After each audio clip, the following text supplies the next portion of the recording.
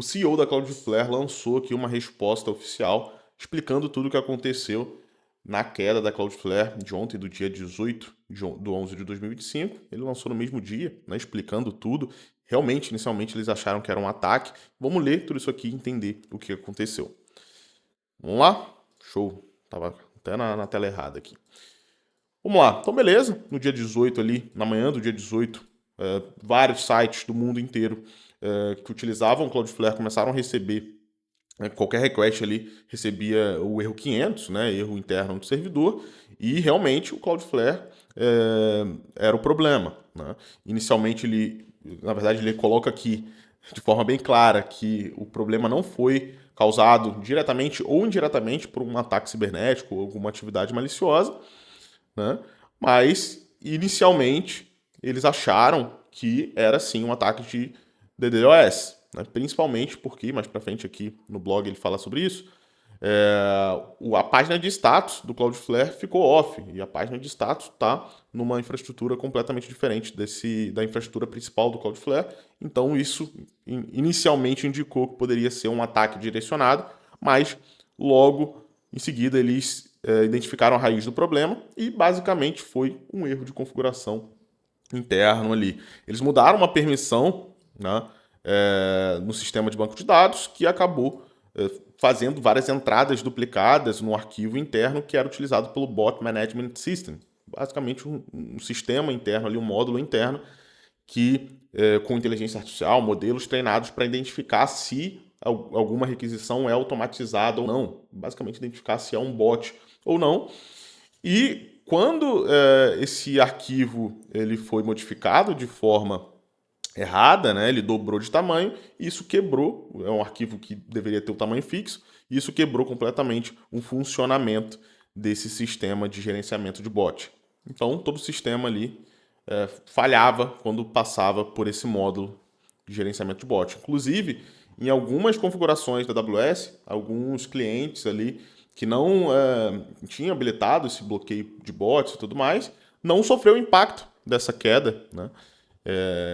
Então, realmente, tudo indica que, né, como eles estão falando, foi em cima desse módulo aqui. The outage, né? A interrupção. Vamos ver aqui como é que foi tudo. Eles colocam até um gráfico aqui interno dos erros 500, olha só, volume de requisições por status code, e aqui eles estão filtrando por erro 500, né? Olha só o pico aqui, pô, 30 milhões de requisições por segundo dando erro 500. Olha que loucura. Muita coisa. E certinho aqui, ó, começou ali 11h30, né, o horário UTC, finalizou às 14h30 ali, foi diminuindo. Obviamente teve um tempo ali para ir propagando todas as resoluções, mas todo o problema aqui durou ali por volta de 3 horas, né? Mais de 3 horas, e o impacto disso foi realmente absurdo, né? É bom sempre lembrar que a Cloudflare lida com 20% do tráfego da internet. Ela está na frente ali de 20% de sites, aplicações que você acessa, né, da internet toda. Então é muita coisa que é impactada, tirando todos os impactos indiretos, né? Então o volume antes aqui de 11h30 é o volume esperado, pô, mínimo de erro 500, né? E 11h30 em ponto o negócio subiu, né? Como se fosse algo agendado mesmo. E logo em seguida começou a ter algumas pequenas variações. Olha só ali, subia, descia, depois subiu muito, desceu muito, tipo, ficou quase zero, aí subiu muito novamente, até que ficou contínuo aqui no final o problema, né? E isso realmente, olhando o gráfico, é um comportamento estranho, né? Eles até colocam aqui, então o sistema ele se recuperava por um momento e depois voltava com os erros 500. Né? Não é um problema, não é algo que indicaria um erro interno. Né? Por isso que inicialmente eles já pensavam que era um ataque de DDoS.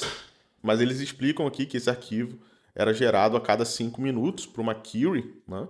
Que ia gradualmente atualizando as permissões e isso ia se propagando dentro da rede. Então todo esse comportamento estranho que levou eles a acreditarem que era um ataque, né? Então, em resumo, a correção foi basicamente parar a geração e a propagação desse arquivo quebrado ali, de forma manual, eles colocaram ali esse arquivo correto, né, tudo certinho, para que o módulo ali de bot management rodasse perfeitamente e basicamente o problema foi corrigido, né? Aqui eles colocam quais serviços que foram impactados, então o Core CDN e alguns serviços de segurança, né? O próprio WAF ali e o Content Delivery Network, o Turnstile, não sei a pronúncia disso aqui, que é basicamente o captcha ali do Cloudflare, né? Então, às vezes a aplicação, o site ele não foi afetado diretamente, com erro 500, mas o CAPTCHA não carregava, então as pessoas não conseguiam autenticar, não conseguiam fazer alguma ação ali, então isso impactou indiretamente vários outros sites, mesmo sem um off ali do Cloudflare na frente. O Workers KV, como se fosse um banco de dados ali de chave-valor, o próprio dashboard da Cloudflare também ficou inacessível, né? Então você não conseguia nem entrar ali para tentar resolver alguma coisa. Segurança de e-mail também, na parte ali de detecção de spam. Access, isso aqui é extremamente crítico também. Todo o sistema de Zero Trust ali, como se fosse... Isso aqui é um recurso do Cloudflare, como se fosse uma VPN, né? Só que muito mais granular, muito mais completa. E isso também ficou fora do ar, ou seja, vários sistemas indiretamente, na verdade diretamente foram afetados, porque a galera não conseguia autenticar, não conseguia logar ali e acessar. Aqui embaixo eles explicam um pouco como que funciona toda a Cloudflare, olha só. Então o cliente faz uma requisição ali HTTP, né, passa pela camada TLS, HTTPS, né, toda parte de criptografia, e internamente tem ali esse FL que eles chamam de frontline, né, que internamente é todo o sistema ali que faz o roteamento, o tratamento das requisições, inclusive a aplicação de rate limit, WAF para bloquear requisições e todo esse sistema de gerenciamento de bots que utiliza de inteligência artificial em cima daquele arquivo de configuração lá que quebrou, né? Para detectar se uma requisição é um bot ou não, e de acordo com as regras definidas para aquele cliente, ele decide o que vai fazer com aquela request. E depois tudo segue, né? Passa ali pelo Pingora, né? Parte de cache e tudo mais. Então, o problema todo foi nesse módulo interno aqui dentro do Frontline. E, consequentemente, acabou afetando também toda a API da Cloudflare, porque também as requests passam por esse Frontline. E mais para baixo aqui, eles falam que tem duas versões desse Frontline, né? FL2 aqui, conhecida internamente, e as duas versões tiveram comportamentos diferentes. Nessa versão nova, deu erro 500 ali para todos os clientes. Na versão antiga, né, dependendo da configuração, alguns clientes nem tiveram impacto por conta ali da configuração, né, de não bloquear bot ou algo assim, porque o score estava sempre indo para zero, então ou bloqueava tudo, ou se não tivesse essa regra, não bloqueava nada, então não tinha nenhum impacto ali em cima de todo esse incidente. E aqui eles comentam sobre aquela questão da página de status da Cloudflare ter ficado offline. Então faria muito sentido um cara que quer fazer um ataque direcionado ao Cloudflare derrubar toda essa infraestrutura e ainda derrubar a página de status, né, para ter um impacto ainda maior, principalmente em relação à reputação do Cloudflare, né? Você não consegue nem acessar a página de status. E eles colocam aqui dizendo que essa página fica totalmente fora da infraestrutura. Então isso é muito estranho. Mas foi basicamente uma coincidência mesmo. Tanto que logo no início ali teve esse erro, né, de gateway timeout, mas a página ficou online novamente. Eles até mencionam aqui uma mensagem interna do Matthew Prince, né, o CEO do Cloudflare, falando sobre um ataque de DDoS, né. Eles explicam aqui um pouco mais sobre o funcionamento dessa query que acabou gerando esses arquivos quebrados ali, com essas entradas duplicadas. Um banco de dados. Eles utilizam o ClickHouse com um cluster ali para pegar os dados do banco. O que eles fizeram foi modificar uma permissão ali para acessar diretamente o banco R0 ali, como se fosse o banco específico, né, ao invés de passar pelo cluster. E basicamente o retorno era duplicado, porque na query Ele selecionava aqui sem dar um filtro no banco de dados, né? Então é basicamente um select sem where o problema.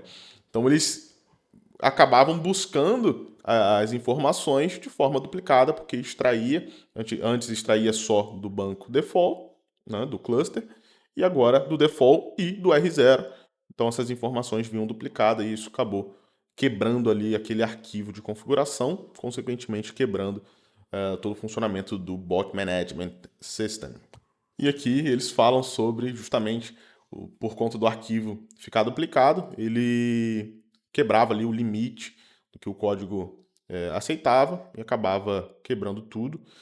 Outros impactos aqui referente ao problema e todo o plano de ação aqui que eles tomaram. Então eles vão, por exemplo, implementar formas de derrubar algumas funcionalidades ali, né? Por exemplo, se fosse possível simplesmente desabilitar o Bot Management System, tudo voltaria ao normal e eles internamente conseguiriam corrigir isso sem ninguém perceber, né? E, enfim, outras implementações ali que eles tomaram para corrigir o problema e vão tomar para evitar que isso aconteça no futuro novamente. E aqui está toda a linha, né, de acontecimentos desde o início do incidente, onde eles fizeram a merda internamente, até o final ali, onde, né, mesmo depois de ter corrigido, onde tudo foi se propagando para ficar certinho no final do dia. Então, pô, um errinho simples interno gerou tudo isso. Impactou 20% da internet. Olha que loucura. Muito doido tudo isso, né? Lembrando, se você quer se tornar um hacker profissional, a gente está na promoção de Black November na Solid. Com uma assinatura você tem acesso a tudo que você precisa para se tornar um pentester profissional e certificado. São descontos absurdos e nos planos de 3 anos você concorre ao notebook Alienware Gamer. Se você quer fazer um pentest na sua empresa, quer proteger todos os seus sistemas, identificar as vulnerabilidades e realmente se tornar uma empresa segura, conversa com a gente aqui na Guarda que a gente pode te ajudar com um pentest de extrema qualidade. Beleza? Então é isso aí, pessoal. Legal esse post aqui do CEO da Cloudflare, do Matthew Prince, com uma explicação bem clara sobre todos os acontecimentos internos ali. Então é legal essa transparência, mostra que não foi um ataque, mostra que eles se preocuparam de ter sido um ataque ali e estão falando isso é muito legal também.